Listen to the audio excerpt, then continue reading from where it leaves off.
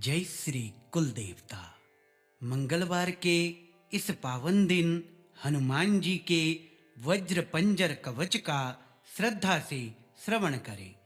यह दिव्य कवच हर संकट, भय, शत्रु और बाधा से रक्षा करने वाला माना गया है। सच्चे मन से इसके 11 पाठ सुनने से जीवन में साहस, सुरक्षा और हनुमान जी की अपार कृपा प्राप्त होती है। तो आइए प्रारंभ करते हैं इस पाठ को। श्री हनुमान वज्र पंजर कवचम, हनुमान पातु मे शीर्षम, वज्रदेहो महाबला, ललाटं पातु रामदूतः, सर्वकार्येषु सिद्धिदा, नेत्रे पातु महावीरा, कर्णौ पातु कपीश्वरा, नासिकां पातु वायुपुत्रो, मुखं पातु हरिप्रिया,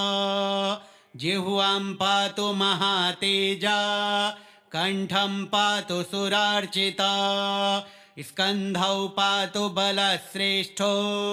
बाहु पातु महाबला, हृदयं पातु रामभक्तो, उदरं पातु पावना,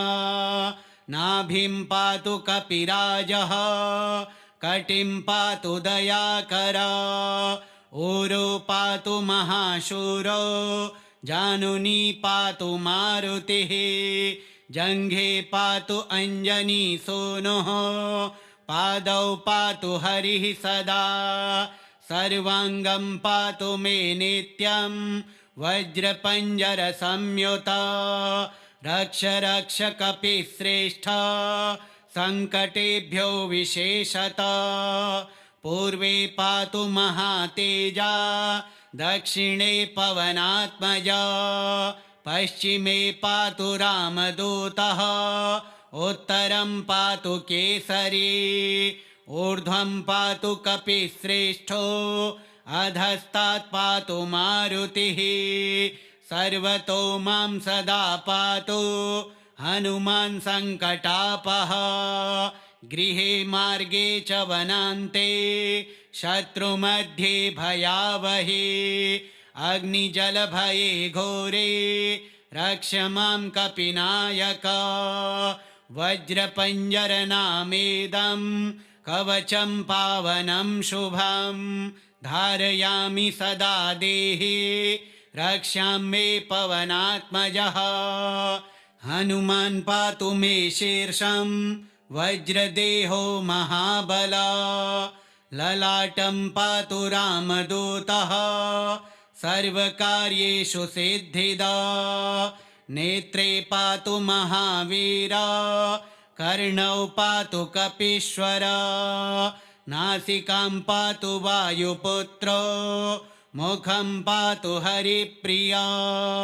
जिह्वां पातु महातेजा, कंठं पातु सुरार्चिता, स्कन्धौ पातु बलश्रेष्ठो, बाहु पातु महाबला,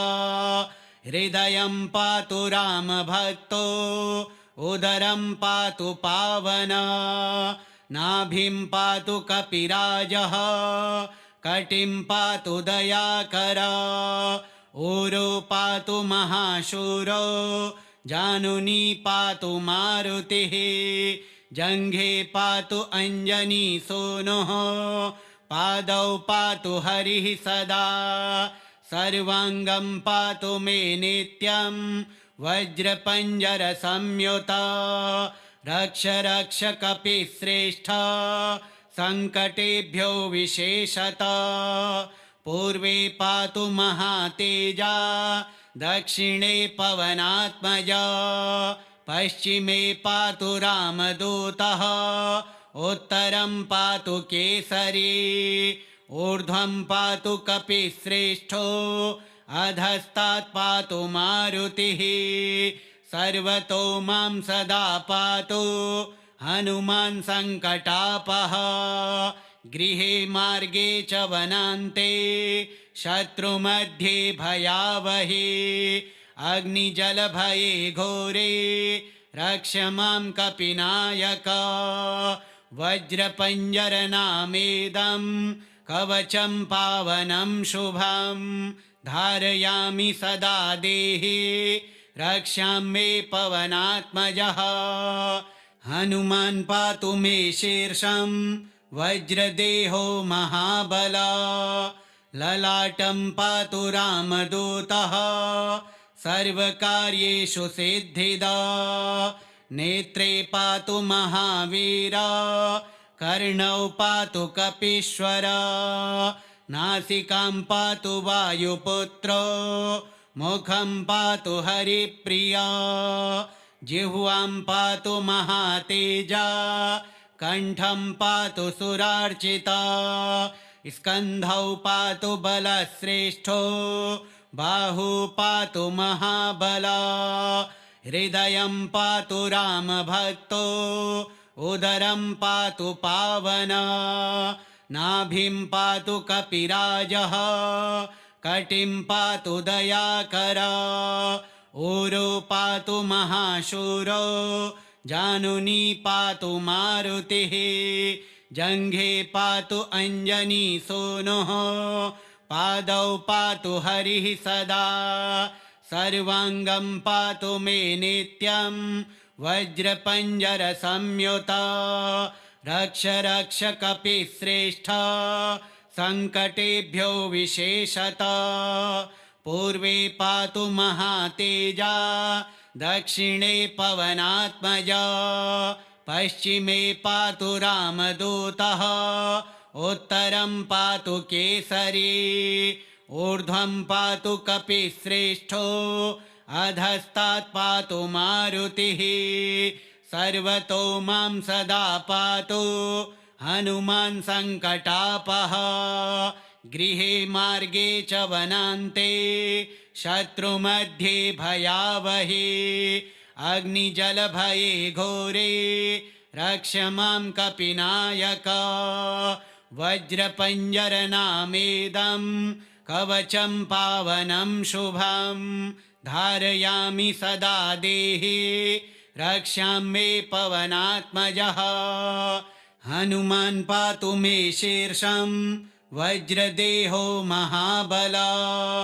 ललाटं पातु रामदूतः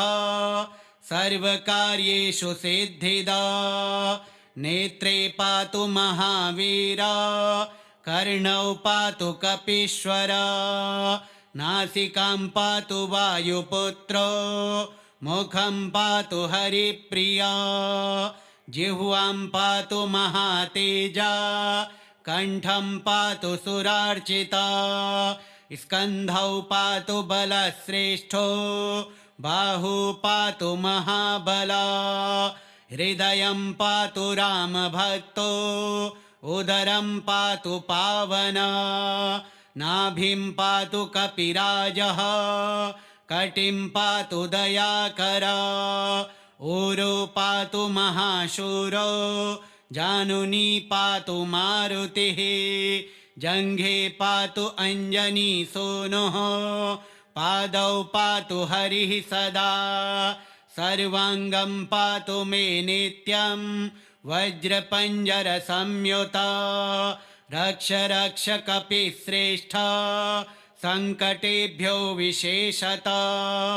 पूर्वे पातु महातेजा दक्षिणे पवनात्मजा पश्चिमे पातु रामदूतः उत्तरं पातु केसरी ऊर्ध्वं पातु कपिश्रेष्ठो अधस्तात् पातु मारुतिः सर्वतो मां सदा पातु हनुमान् सङ्कटापः गृहे मार्गे च वनान्ते शत्रुमध्ये भयावहे अग्निजलभये घोरे रक्ष मां कपिनायक वज्रपञ्जरनामेदं कवचं पावनं शुभं धारयामि सदा देहे रक्षां मे पवनात्मजः हनुमान् पातु मे शीर्षं वज्रदेहो महाबला ललाटं पातु रामदूतः सर्वकार्येषु सिद्धिदा नेत्रे पातु महावीरा कर्णौ पातु कपीश्वरा नासिकां पातु वायुपुत्रो मुखं पातु हरिप्रिया जिह्वां पातु महातेजा कंठं पातु सुरार्चिता स्कन्धौ पातु बलश्रेष्ठो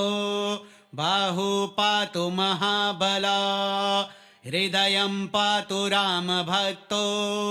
उदरं पातु पावना नाभिं पातु कपिराजः कटिं पातु दयाकरा ऊरो पातु महाशूरो जानुनी पातु मारुतिः जङ्घे पातु अञ्जनीसूनुः पादौ पातु हरिः सदा सर्वाङ्गं पातु मे नित्यं वज्रपञ्जरसंयुता रक्ष रक्ष कपिश्रेष्ठ सङ्कटेभ्यो विशेषतः पूर्वे पातु महातेजा दक्षिणे पवनात्मजा पश्चिमे पातु रामदूतः उत्तरं पातु केसरी ऊर्ध्वं पातु कपिश्रेष्ठो अधस्तात् पातु मारुतिः सर्वतो मां सदा पातु हनुमान् सङ्कटापः गृहे मार्गे च वनान्ते शत्रुमध्ये भयावहे अग्निजलभये घोरे रक्ष मां कपिनायक वज्रपञ्जरनामेदं कवचं पावनं शुभं धारयामि सदा देहे रक्षां मे पवनात्मजः हनुमान् पातु मे शीर्षं वज्रदेहो महाबला ललाटं पातु रामदूतः सर्वकार्येषु सिद्धिदा नेत्रे पातु महावीरा कर्णौ पातु कपीश्वरा नासिकां पातु वायुपुत्रो मुखं पातु हरिप्रिया जिह्वां पातु महातेजा कंठं पातु सुरार्चिता स्कन्धौ पातु बलश्रेष्ठो बाहू पातु महाबला हृदयं पातु रामभक्तो उदरं पातु पावना नाभिं पातु कपिराजः कटिं पातु दयाकरा ऊरो पातु महाशूरो जानुनी पातु मारुतिः जङ्घे पातु अञ्जनीसूनुः पादौ पातु हरिः सदा सर्वाङ्गं पातु मे नित्यं वज्रपञ्जरसंयुता रक्ष रक्ष कपिश्रेष्ठ सङ्कटेभ्यो विशेषतः पूर्वे पातु महातेजा दक्षिणे पवनात्मजा पश्चिमे पातु रामदूतः उत्तरं पातु केसरी ऊर्ध्वं पातु कपिश्रेष्ठो अधस्तात् पातु मारुतिः सर्वतो मां सदा पातु हनुमान् सङ्कटापः गृहे मार्गे च वनान्ते शत्रुमध्ये भयावहे अग्निजलभये घोरे रक्ष मां कपिनायक वज्रपञ्जरनामेदं कवचं पावनं शुभं धारयामि सदा देहे रक्षां मे पवनात्मजः हनुमान् पातु मे शीर्षं वज्रदेहो महाबला ललाटं पातु रामदूतः सर्वकार्येषु सिद्धिदा नेत्रे पातु महावीरा कर्णौ पातु कपीश्वरा नासिकां पातु वायुपुत्रो मुखं पातु हरिप्रिया जिह्वां पातु महातेजा कण्ठं पातु सुरार्चिता स्कन्धौ पातु बलश्रेष्ठो बाहु पातु महाबला हृदयं पातु रामभक्तो उदरं पातु पावना नाभिं पातु कपिराजः कटिं पातु दयाकरा ऊरो पातु महाशूरो जानुनी पातु मारुतिः जङ्घे पातु अञ्जनीसूनुः पादौ पातु हरिः सदा सर्वाङ्गं पातु मे नित्यं वज्रपञ्जरसंयुता रक्ष रक्ष कपिश्रेष्ठ सङ्कटेभ्यो विशेषतः पूर्वे पातु महातेजा दक्षिणे पवनात्मजा पश्चिमे पातु रामदूतः उत्तरं पातु केसरी ऊर्ध्वं पातु कपिश्रेष्ठो अधस्तात् पातु मारुतिः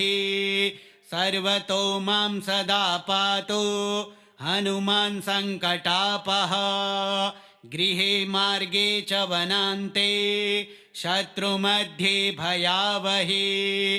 अग्निजलभये घोरे रक्ष मां कपिनायक वज्रपञ्जरनामेदं कवचं पावनं शुभं धारयामि सदा देहे रक्षां मे पवनात्मजः हनुमान् पातु मे शीर्षं वज्रदेहो महाबला ललाटं पातु रामदूतः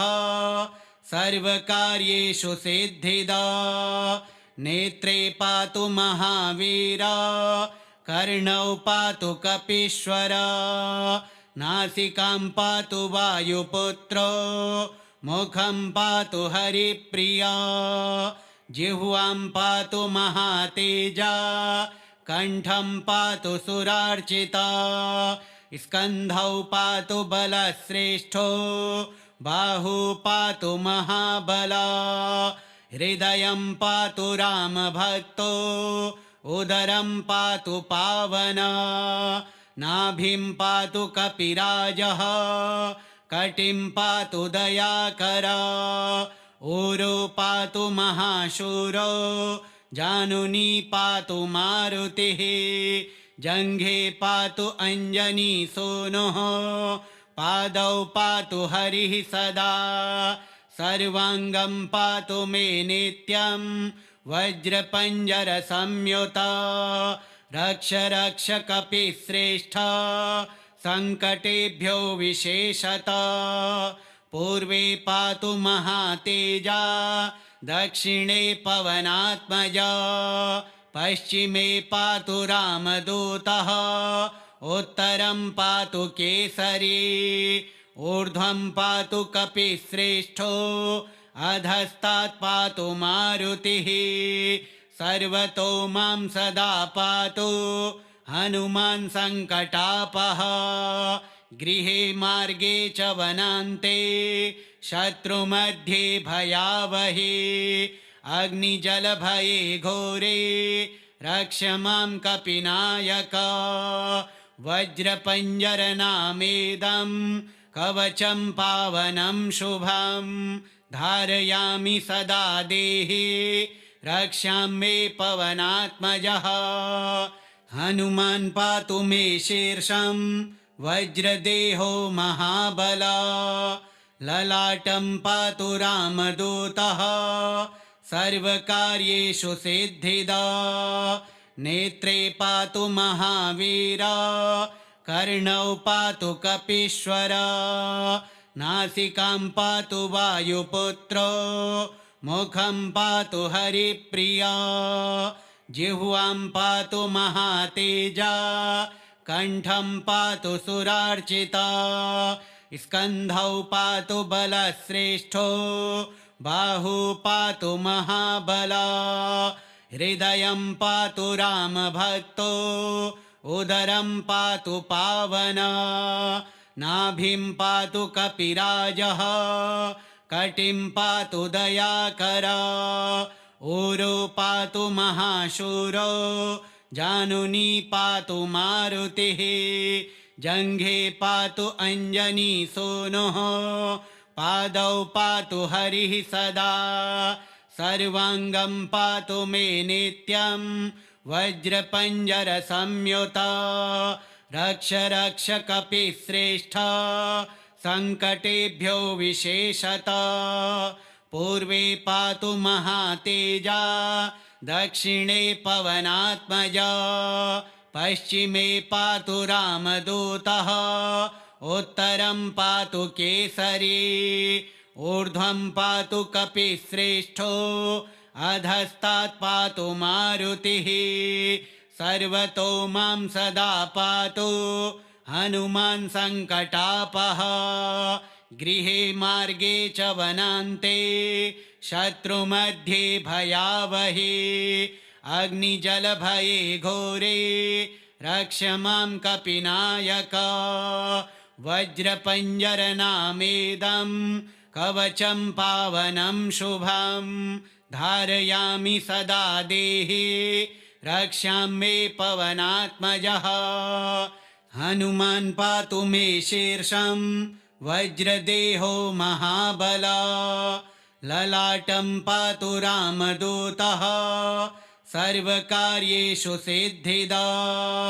नेत्रे पातु महावीरा कर्णौ पातु कपीश्वर नासिकां पातु वायुपुत्रो मुखं पातु हरिप्रिया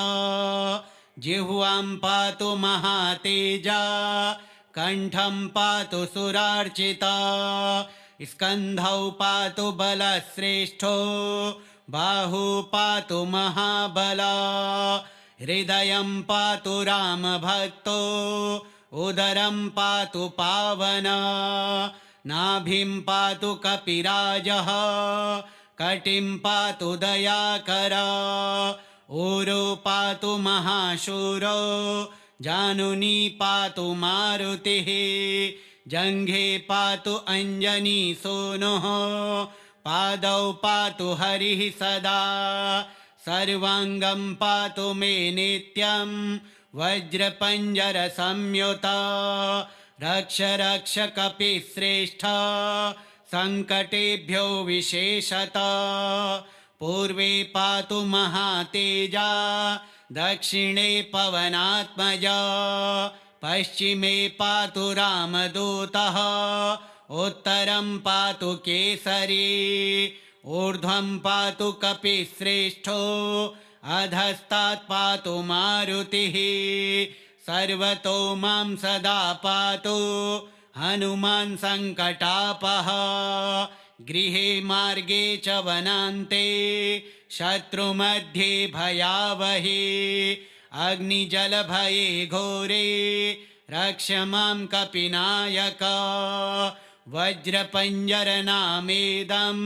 कवचं पावनं शुभं धारयामि सदा देहे रक्षां मे पवनात्मजः हनुमान् पातु मे शीर्षं वज्रदेहो महाबला ललाटं पातु रामदूतः सर्वकार्येषु सिद्धिदा नेत्रे पातु महावीरा कर्णौ पातु कपीश्वर नासिकां पातु वायुपुत्रो मुखं पातु हरिप्रिया जिह्वां पातु महातेजा कण्ठं पातु सुरार्चिता स्कन्धौ पातु बलश्रेष्ठो बाहू पातु महाबला हृदयं पातु रामभक्तो उदरं पातु पावना नाभिं पातु कपिराजः कटिं पातु दयाकरा ऊरो पातु महाशूरो जानुनी पातु मारुतिः जङ्घे पातु अञ्जनी सूनुः पादौ पातु हरिः सदा सर्वाङ्गं पातु मे नित्यं वज्रपञ्जरसंयुता